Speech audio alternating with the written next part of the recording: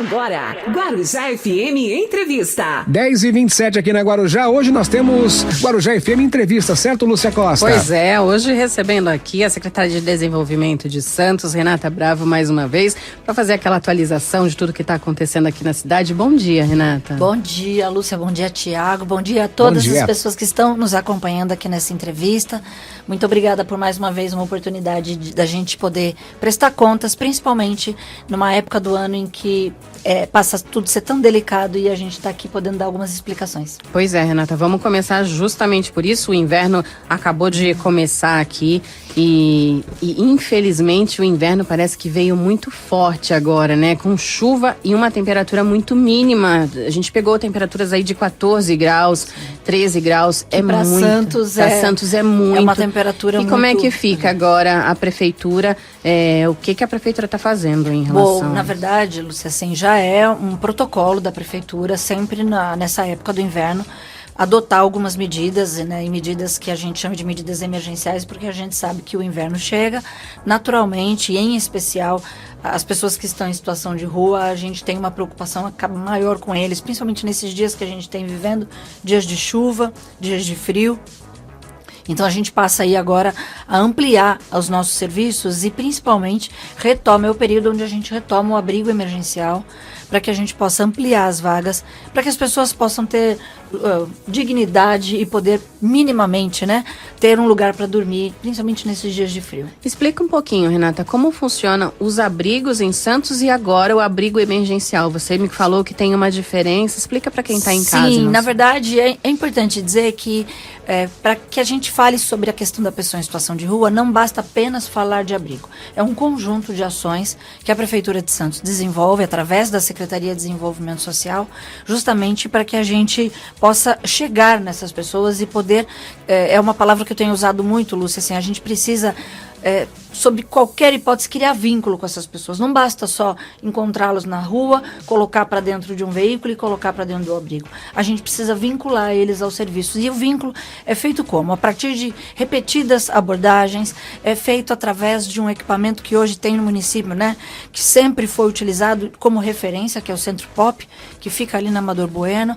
O Centro Pop tem feito um trabalho diário, e não só porque nós estamos no inverno, mas é o trabalho que fazemos todos os dias, para que as pessoas estejam lá, seja para procurar abrigo, seja para providenciar, por exemplo, documentos, que muitos que estão na rua acabam perdendo seus documentos, e seja também para aqueles que desejam solicitar o recâmbio que é o retorno para sua cidade de origem, né? Então tudo isso é uma política pública feita pelo município, e é importante dizer, e aí começo a falar sobre a questão do recâmbio, que não é simplesmente custear uma passagem e mandar a pessoa embora. Pelo contrário, nós fazemos questão de falar que o recâmbio é um recâmbio qualificado, que a pessoa precisa desejar retomar para sua cidade. A gente precisa localizar a sua família, a família dá o aceite, e as equipes de assistência social, tanto do município de Santos quanto do município para onde ele está sendo encaminhado, também fazem esse vínculo para dar essa sustentação a esse retorno, né? Porque a gente sabe que o retorno pelo retorno, por vezes, não é eficiente. E o que a gente deseja... uma questão que eu tinha até comigo, como que era feito? Se eles saem, porque eles não podem sair daqui das ruas e voltar, e ir para as ruas do local onde eles nasceram, onde eles estavam, né? Então, por isso que vocês fazem esse contato. Exatamente, por isso que, em especial, esse trabalho do recâmbio é qualificado nesse sentido, porque a gente contacta a família, avisa que a pessoa que está aqui conosco deseja retornar, e se não for pai, mãe, mas algum parente que possa, de alguma forma, acolhê-lo e se responsabilizar por ele. E a equipe de assistência social do município também faz o mesmo acompanhamento que nós estamos fazendo aqui. Porque não é... A gente às vezes fala de encaminhar, mas não é só o encaminhar, mas é acolhê-lo e retomar, porque todo mundo que está na rua teve alguma desorganização familiar que o motivou a estar na rua. Olha, a gente vai pro break rapidinho, mas daqui a pouco a gente vai voltar a falar um pouco mais sobre isso. Se tiver alguma dúvida sobre, pode mandar aqui para o nosso WhatsApp, que a gente coloca também para Renata. Agora 10h33. Guarujá FM Entrevista. De volta agora 10h37. Pois é, estamos aqui com Renata Bravo, secretária de Desenvolvimento de Santos. Estávamos falando sobre o Plano Inverno e você estava contando agora como que você consegue pegá-los e ter uma conversa melhor. Estava falando também, para quem estava nos ouvindo aqui, não estava, desse recâmbio todo, como é feito. E agora, Renata, vai ter um novo centro de... Como chama? Na verdade, exatamente? Agora o que está prestes ainda nas próximas horas a gente conseguir abrir é o abrigo emergencial. Agora já? Já, tudo indica até segunda-feira o abrigo bom. Emergencial estará abrindo para justamente trabalhar nesse período de inverno. E como a gente estava conversando, Luciana, na verdade é isso.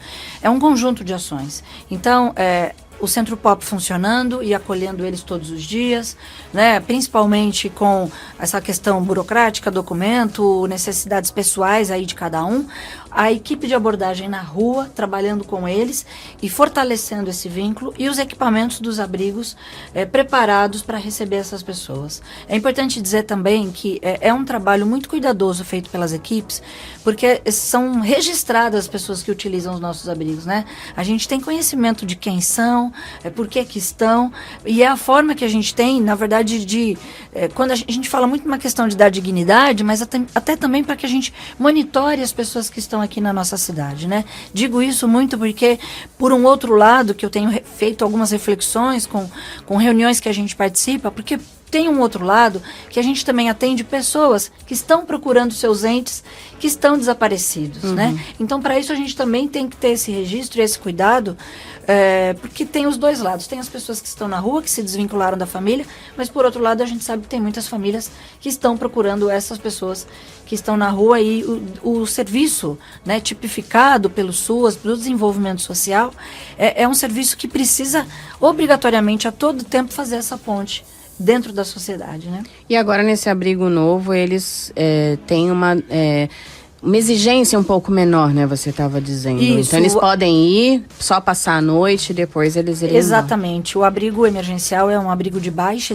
exigência, que é justamente aqueles mais resistentes, posso dizer assim, mas pelo menos para que nas noites frias eles saiam das ruas e aceitem um acolhimento. É claro que nesse acolhimento, se a gente conseguir fortalecer o vínculo, o ganho é muito maior. Mas minimamente que eles possam sair dessas ruas molhadas, né? Do frio, da chuva, e possam ter um espaço para poder passar a noite e dormir. Está tendo um aceite um pouco maior nos abrigos nessa época do sim, ano? Porque a gente vê que, infelizmente, ainda tem, né, alguns que ficam na rua. Tem uma certa resistência, mas a gente acaba vendo que a baixa temperatura acaba fazendo isso, né? Provocando dando a possibilidade desse aceite. E eu entendo que o nosso papel é, a partir do momento que eles aceitam, de alguma forma, aceitar qualquer tipo dos nossos serviços, que a gente possa cada vez mais estar próximo deles para poder ajudar verdadeiramente. Lembrando aqui, gente, que a gente já falou isso anteriormente, o morador em situação de rua, ele está lá por N motivos e não cabe a nós julgar qual o motivo ou não. O trabalho da Renata é justamente tentar fazer o melhor que pode dentro da cidade, né? Dentro da sua profissão. Você que também tem especialização em recursos humanos, eu acredito que você leva muito isso para o seu trabalho também, né, Renata? Mas é isso, sem julgamentos nesse caso, né? Exatamente, né? Não nos cabe julgar, e a política de assistência fala muito sobre isso. Na verdade, o serviço ele precisa estar pronto e apto para quem for precisar deles, né? E eu costumo dizer também que quando algumas críticas acabam acontecendo, eu me coloco no lugar dessas famílias que se distanciaram dos seus parentes e acabam procurando. Como é que você gostaria que o seu parente fosse tratado? É claro que eu sei também que algumas críticas a gente acaba recebendo com relação à conduta, a comportamento. E é importante dizer, Lúcia, que dentro desse trabalho, a Secretaria de Desenvolvimento Social não caminha sozinha, né? A gente tem um caminho muito próximo com a Secretaria de Saúde, um caminho muito próximo com a Guarda Municipal, e cada um realizando dentro das suas competências. Mas para que a gente verdadeiramente possa entender esse cenário e poder ser cada vez mais eficiente nessa pauta. Vamos falar dentro disso também, falar do Bom Prato, né? Que também está ali extremamente linkado também, né? Exatamente. junto a essa toda questão, existe uma preocupação muito grande com a questão da segurança alimentar, e desde maio o Bom Prato amplia os serviços e passa a atender também aos finais de semana, que já era uma demanda de muito tempo do município, e isso vem uma conversa desde aí do começo do ano, quando o nosso prefeito Rogério Santos e o deputado federal Paulo Alexandre Barbosa fizeram algumas reuniões constantes com o governador do estado. E destas reuniões acaba tendo essa proposta e esse aceite do governo do estado, porque o Bom Prato é uma parceria entre o governo do estado e os municípios, e Santos tem o privilégio de ter 4 unidades do Bom Prato, então para a gente era fundamental que isso avançasse, e agora a gente atende aos finais de semana, tanto na unidade nova no mercado, que mudou para General Câmara, quanto na unidade da Vila Gilda e na unidade dos Morros. O deputado, o Paulo Alexandre esteve aqui, ele ainda falou isso. Nos finais de semana também tem fome, né? Exatamente, também é preciso comer, né? Exato. Quem tem fome hoje, e a gente precisa pensar nisso todos os dias. É sensacional. E também falando sobre a alimentação no Bom Prato, é extremamente cuidadosa, né? O ambiente também, Muito. né? Não é só para moradores em situação de rua, obviamente o valor é muito baixo, né? E aí isso é importante, mas que a alimentação é extremamente calculada e cuidadosa e nutricional mesmo, né? Sim, e eu faço um convite a todas as pessoas que queiram conhecer o Bom Prato, né? Nós vamos lá com uma certa frequência, exatamente, tem uma qualidade nutricional, porque a gente precisa alimentar essas pessoas, e ter uma qualidade nutricional é importantíssimo. Então, as entidades que fazem as gestões das unidades do Bom Prato têm todo um rigor e um critério, tanto que essa mudança agora para a unidade da General Câmara, as pessoas que a gente tem a oportunidade de levar para conhecer a estrutura da cozinha, é uma estrutura assim impecável, justamente para preservar a qualidade dessa alimentação. Renata, aquele pedaço ali onde fica onde tem a catraia, onde antes era o Bom Prato, né? Também mudou agora. Aquele pedaço tem muitos moradores em situação de rua por ali, né? Tá sendo feito até uma organização, como é que eu posso falar? Não sei se é organização, mas eles estão, sim, mudando ali, tentando repaginar, tentando colocar uma cidade ali mais segura. Na verdade, eu acho que existe um desenho urbano sendo criado e sendo montado, né? A partir do momento em que o Instituto Federal vai ocupar aquele espaço, vai fazer uma nova proposta para o território, já vinda da reforma do mercado municipal, que surge a possibilidade do Bom Prato estar ali na General Câmara, que pra gente também foi muito bom. Foi melhor, né? Muito bom, porque a gente ali precisa pensar na região como um todo. Então nós não estamos falando, como você bem disse, apenas das pessoas em situação de rua, mas a gente tem ali uma área com moradores de cortiço, a gente tem uma área ali de pessoas também com uma necessidade, e a gente precisava ampliar o Bom Prato, e acomodá-lo ali na General Câmara foi muito estratégico. Que bom. Guarujá FM Entrevista. 10h51, Lúcia Costa. Vamos lá voltar a nossa entrevista com a Renata Bravo, secretária de Desenvolvimento aqui de Santos. Renata, vamos falar de um assunto agora muito importante também, que é a família acolhedora. Eu estava pesquisando aqui, foi criado em 2003. Esse serviço é destinado a crianças e adolescentes temporariamente afastados das famílias. Tem muito a ver com o que você cuida, com que você trabalha também, né? Como que tá hoje? Quantas crianças, quantas famílias? E eu agradeço, Lúcia, você tocar nessa questão, porque a Secretaria de Desenvolvimento Social, que muitos acabam enxergando apenas com a questão da população de rua, mas ela também tem outros desafios tão importantes quanto, né? E a pauta da criança e do adolescente também é uma pauta que está ligado à Secretaria, que é de nossa responsabilidade. Então, para além dos abrigos que a gente tem, porque a gente não tem abrigo só para adultos, a gente tem os abrigos de crianças também, que ficam nesses serviços, né? Mas, para além disso, a gente tem o programa do Família Acolhedora, que é instituído no município e que fica exatamente, as famílias se colocam à disposição para ficar com essas crianças que, por algum motivo, se desvincularam de suas famílias, ou por uma questão judicial, ou por uma questão aí temporária, e ao invés delas irem para uma instituição, elas passam na casa de famílias para poder cuidar. Então, pra você ter uma ideia, né? Hoje nós temos 8 famílias cadastradas, e aproveitando aproveito também para dizer que as famílias que desejarem participar desse programa, existe um treinamento dentro da prefeitura, então há um acompanhamento, não é simplesmente a família chegar e pegar a criança. Então elas participam de um treinamento, de um espaço de formação. Quando elas estiverem aptas, conforme as crianças forem surgindo, elas são encaminhadas às famílias de acordo com as características de cada família, né? Então, para hoje, nós temos 3 bebês e uma criança de 6 anos que estão participando do Família Acolhedora e estão na casa dessas pessoas, né? Então, a gente recebe, às vezes, crianças com 20 dias, 30 dias de vida e que ou a mãe, no nascimento, não quis ficar com a criança ou por uma decisão judicial, são N os motivos, mas que imediatamente a gente precisa de alguém para cuidar e por vezes existe as instituições, mas nada como ter uma família para cuidar temporariamente dessas crianças. E aí é onde eu ia chegar, o temporariamente. É sempre temporariamente? Obrigatoriamente, temporariamente. Essas famílias, elas não podem se candidatar a adotar essas crianças. Isso faz parte da regra do programa, porque o processo de adoção é outro processo, então, que é um cadastro nacional. Então, as famílias precisam participar de outro processo. Mas, no momento em que elas estão no Família Acolhedora e as crianças das quais elas estão assistindo, naquele momento, elas não podem se candidatar à adoção. E é de que idade até que idade, geralmente, que tem? Não tem idade. Não tem idade. Enquanto tiver nessa faixa de criança e adolescente, as famílias podem se candidatar a ficar tomando conta, né? Naturalmente, acaba aparecendo mais os pequenos. Bebês, crianças até 1 ano, né? Mas, eventualmente, surgem crianças aí mais velhas. Mas, então, se elas não forem para essas famílias acolhedoras, elas iriam para o abrigo. Exatamente, né? Elas têm a opção. E isso muito tem um acompanhamento judicial, né?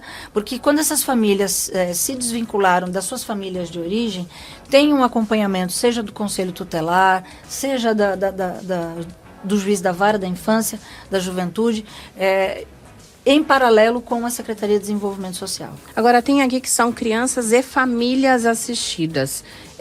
Tem casos de ser mais de uma criança que essa família pode tomar conta, ou é sempre uma criança, ou menino ou menina, ou você disse que independe da idade também, etária, da faixa etária. Mas, por exemplo, aquela família que a mãe, e aí eu não sei se entra nesse caso, da mãe que sofreu alguma violência e tem seus filhos, esses vão para um outro local específico também, né? Sim, não é veja, esse caso. Quando há uma violência dentro da família, mas a mãe tem condições de estar com essas crianças não são afastadas. Ai, que bom. Elas são acolhidas junto com a mãe.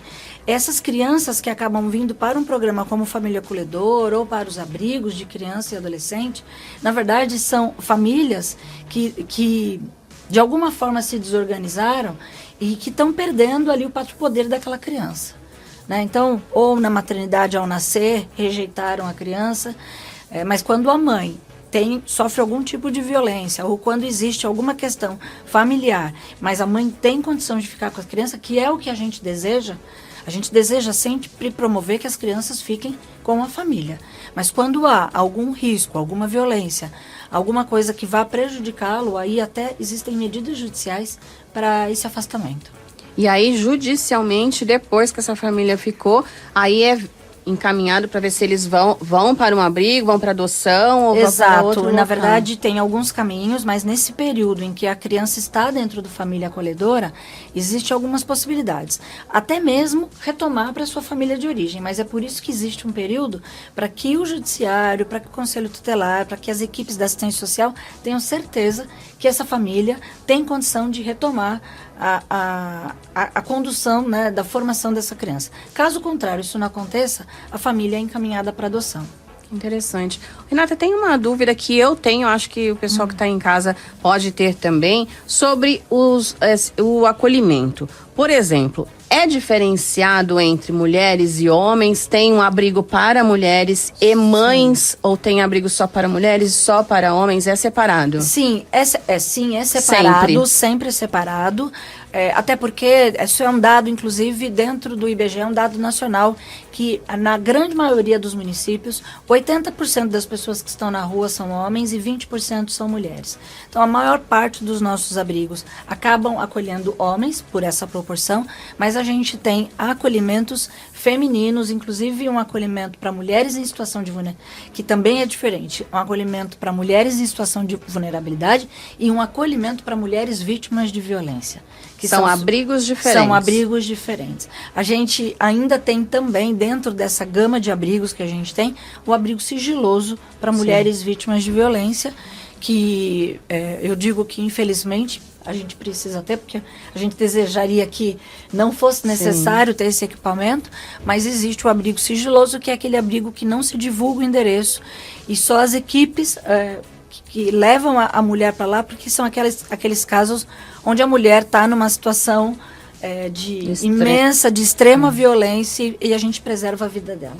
Agora, por exemplo, obviamente, a gente não está só falando aqui para um morador em situação de rua, mas para pessoas que eventualmente conhecem alguém ou precisa que alguém vá nesse momento para um abrigo, tem ali uma pessoa que até conhece, que não tem onde morar mesmo. Como é que faz para chegar, além desse processo de assistência social na rua? Tem como eles conseguem ir direto? Como na verdade, faz? A gente tem o equipamento hoje de referência para o encaminhamento para os abrigos, são os CREAS.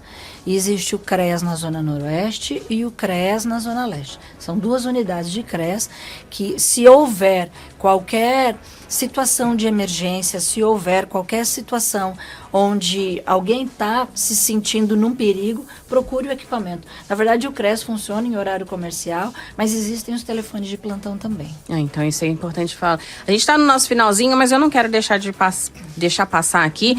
Estamos na Semana da Diversidade, domingo agora tem a Parada do Orgulho LGBT, e esse também é um novo, talvez, uma nova proposta para a Renata Brava, é isso? Exatamente. Acho que a discussão já iniciou, já é uma discussão antiga aqui na cidade, sabe, Lúcia?